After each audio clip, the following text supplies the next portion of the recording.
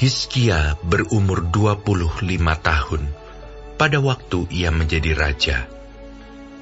Dan 29 tahun lamanya ia memerintah di Yerusalem. Nama ibunya ialah Abia, anak Zakaria. Ia melakukan apa yang benar di mata Tuhan, tepat seperti yang dilakukan Daud, bapa leluhurnya. Pada tahun pertama pemerintahannya, dalam bulan yang pertama, ia membuka pintu-pintu rumah Tuhan dan memperbaikinya. Ia mendatangkan para imam dan orang-orang Lewi, dan mengumpulkan mereka di halaman sebelah timur. Katanya kepada mereka, "Dengarlah, hai orang-orang Lewi. Sekarang kuduskanlah dirimu dan kuduskanlah rumah Tuhan, Allah nenek moyangmu. Keluarkanlah kecemaran dari tempat kudus, karena nenek moyang kita telah berubah setia. Mereka melakukan apa yang jahat di mata Tuhan, Allah kita. Telah meninggalkannya, mereka telah memalingkan muka dari kediaman Tuhan dan membelakanginya. Bahkan mereka menutup pintu-pintu balai rumah Tuhan dan memadamkan segala pelita.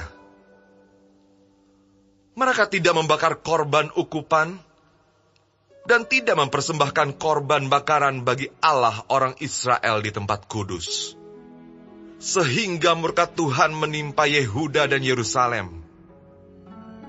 Ia membuat mereka menjadi kengerian, kedahsyatan, dan sasaran suitan seperti yang kamu lihat dengan matamu sendiri.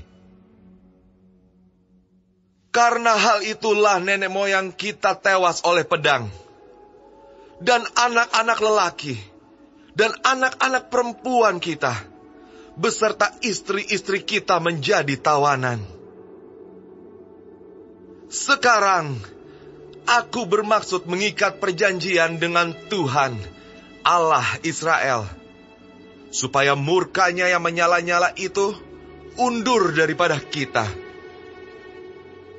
Anak-anakku, sekarang janganlah kamu lengah, karena kamu telah dipilih Tuhan untuk berdiri di hadapannya, untuk melayani Dia, untuk menyelenggarakan kebaktian, dan membakar korban baginya."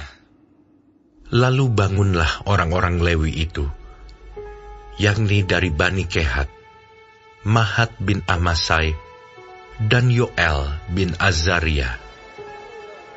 Dari Bani Merari, Kish bin Abdi, dan Azaria bin Yehaleleel. Dari orang Gerson, Yoah bin Zima, dan Eden bin Yoah. Dari Bani Elisafan, Simri dan Yeiel. Dari Bani Asaf, Zakaria dan Matanya. Dari Bani Heman, Yehiel dan Simei. Dan dari Bani Yedutun, Semaya dan Uziel. Mereka mengumpulkan saudara-saudaranya dan menguduskan dirinya. Kemudian mereka datang menurut perintah raja, sesuai dengan firman Tuhan, lalu mentahirkan rumah Tuhan. Sesudah itu, masuklah para imam ke bagian dalam rumah Tuhan untuk mentahirkannya. Semua yang najis yang didapati mereka di dalam bait Tuhan dibawa ke pelataran rumah Tuhan. Orang-orang Lewi menerimanya untuk diangkut keluar ke lembah Kidron. Pekerjaan menguduskan itu dimulai pada tanggal 1 bulan yang pertama. Pada hari ke-8 bulan itu, mereka sampai ke balai rumah Tuhan dan menguduskan seluruh rumah Tuhan dalam 8 hari. Mereka selesai pada hari ke-16 bulan pertama. Lalu masuklah mereka menghadap Raja Hizkia dan berkata, "Kami telah mentahirkan seluruh rumah Tuhan, juga mezbah korban bakaran dengan segala perkakasnya, dan meja roti sajian dengan segala perkakasnya. Dan segala perkakas yang dibuang Raja Ahaz ketika ia berubah setia pada masa pemerintahannya telah kami sediakan dan kami kuduskan. Sekarang semuanya itu ada di depan mezbah Tuhan."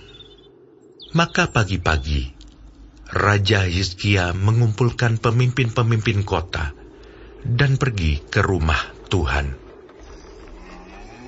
Mereka membawa 7 ekor lembu jantan, 7 ekor domba jantan, 7 ekor domba muda, dan 7 ekor kambing jantan sebagai korban penghapus dosa untuk keluarga raja, untuk tempat kudus, dan untuk Yehuda. Ia memerintahkan anak-anak Harun, yakni para imam, untuk mempersembahkannya di atas mezbah Tuhan. Lalu mereka menyembelih lembu-lembu itu. Para imam menerima darahnya dan menyiramkannya pada mezbah. Kemudian mereka menyembelih domba-domba jantan dan menyiramkan darahnya pada mezbah. Sesudah itu, mereka menyembelih domba-domba muda dan menyiramkan darahnya pada mezbah. Selanjutnya mereka membawa kambing-kambing jantan yang akan menjadi korban penghapus dosa ke hadapan raja dan jemaah. Mereka meletakkan tangannya ke atas kambing-kambing itu. Dan para imam menyembelihnya dan mempersembahkan darahnya di atas mezbah sebagai korban penghapus dosa untuk mengadakan pendamaian bagi seluruh Israel. Sebab raja telah memerintahkan untuk mempersembahkan korban bakaran dan korban penghapus dosa itu bagi seluruh Israel. Ia menempatkan orang-orang Lewi di rumah Tuhan dengan ceracap, gambus, dan kecapi, sesuai dengan perintah Daud dan Gad, pelihat raja, dan Nabi Natan. Karena dari Tuhanlah perintah itu, dengan perantaraan nabi-nabinya. Maka berdirilah orang-orang Lewi dengan alat-alat musik Daud, demikian pula para imam dengan nafiri. Lalu Hizkia memerintahkan untuk mempersembahkan korban bakaran di atas mezbah. Pada saat persembahan korban bakaran dimulai, mulailah pula dinyanyikan nyanyian bagi Tuhan dan dibunyikan nafiri dengan iringan alat-alat musik Daud, Raja Israel. Seluruh jemaah sujud menyembah, sementara nyanyian dinyanyikan dan nafiri dibunyikan. Semuanya itu berlangsung sampai korban bakaran habis terbakar.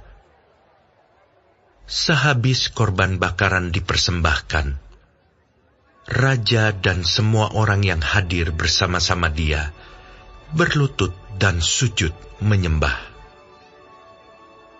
Lalu Raja Hizkia dan para pemimpin memerintahkan orang-orang Lewi menyanyikan puji-pujian untuk Tuhan dengan kata-kata Daud dan Asaf, pelihat itu. Maka mereka menyanyikan puji-pujian dengan sukaria, lalu berlutut dan sujud menyembah. Kemudian berbicaralah Hizkia. Sekarang kamu telah mentahbiskan dirimu untuk Tuhan.